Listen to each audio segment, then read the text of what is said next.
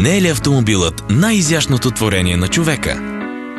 От създаването си той винаги е правил хората щастливи. Участвал е във всички големи революции на обществото. Но все още ли е в хармония с обществото? Можем ли днес да приемем, че някои имат възможност да шофират, докато други се придвижват толкова трудно? Трябва ли удоволствието на едни да коства живота на други?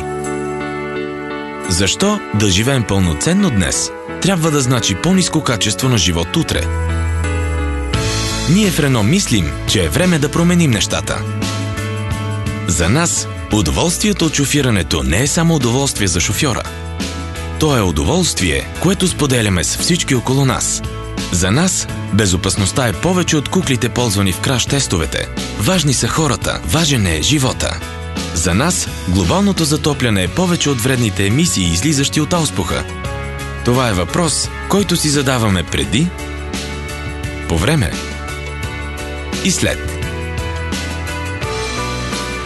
Наближава времето, когато ще предложим електрически автомобили достъпни за всички и ще направим още една стъпка напред, за да бъде автомобилът по-близък до хората и до живота. Renault. Drive the change.